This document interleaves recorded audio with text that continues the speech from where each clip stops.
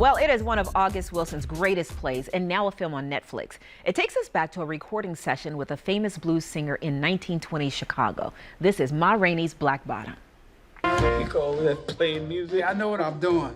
Go on and fire me, I don't care. When I got there, they began to say. That's to get the people's attention.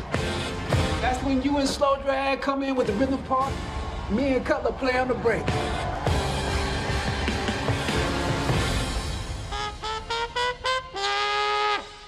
Levy, the sooner you understand it ain't what you say, it's what Ma said to count. We'll be ready to go in 15 minutes. We'll be ready to go, and Madam says we're ready to go, and that's the way it go around here. And joining us is one of the stars of the film. Welcome, Taylour Paige. Taylour, so good to have you here on Windy City Live. Thank you. Thank you for having me. Yeah, it's got to be surreal that you were in this movie with Viola Davis, all-star cast, but even with Chadwick Boseman, his last film. I got to ask you just your thoughts on that and seeing the clips and seeing him so brilliantly on stage and now realizing he's gone. Yeah, I just feel very lucky to have shared his presence, to have been around him, to have learned from him, to have played with him. And he left it all there in Levy. And I just feel very grateful to have shared the experience and said these words, August's words. Right. It's such a powerful film and a powerful performance. Val and I both got to watch it last night. We're going to get to the film because it is fantastic and already getting Oscar buzz. But we knew that we were going to talk to you today, and it was almost heartbreaking to see the scenes of you and him and kissing on screen. What's it like for you to watch the film now? So I haven't seen it since May. It's been a while. So I'm going to be watching tomorrow in real time when the world gets to. But I mean, I just, you know, as an artist, it's these opportunities, being able to be in this frequency of these kinds of people who care and are intentional about what they do and the work that they do is just, I mean, I just feel very much like, whose life is this? Like, I'm doing this, I'm a part of this.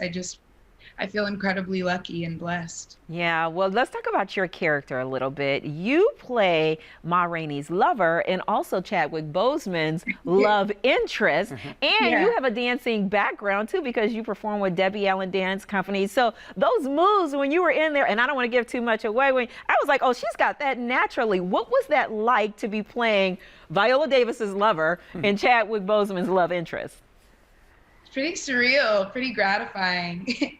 I mean, look, you know, all of these characters in Ma Rainey are on the quest for some possibility, for some window of freedom, they're kind of all looking for validation in their worth, and like all are deeply wounded and sad. And, you know, we're in the 1920s, like there's this glaring sadness that kind of binds them all, even though it's not really necessarily always spoken of. And to be honest, with Dusty, I didn't really want to look like a dancer. I wanted to look like a 1920s girl who's like, maybe if I move my hips like this, or maybe if I speak like this, or maybe if I tell it like that, maybe she'll put me in the beginning of the song, and maybe then I won't be so disposable, you know? Right. And Debbie Allen is, you know, the best. The best of the best. It's with her, yep, since 12, and she's like my mama. And yeah, I auditioned for her school when I was 12 years old, and I didn't know how to do the splits. I couldn't point my toes, but I was, you know, I danced.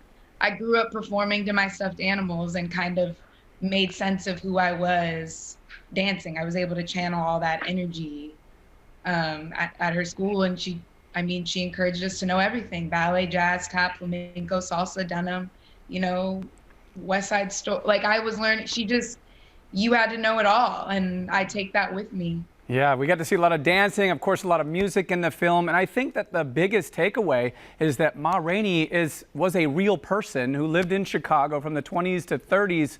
How would you describe her for people not familiar?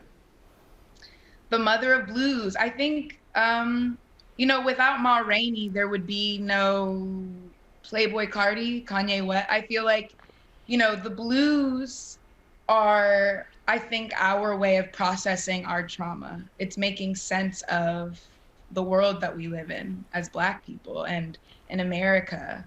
And I think without the blues, without this medium of processing, you know, it's a form of resistance. It's an act of resistance to get up and sing about what you're going through.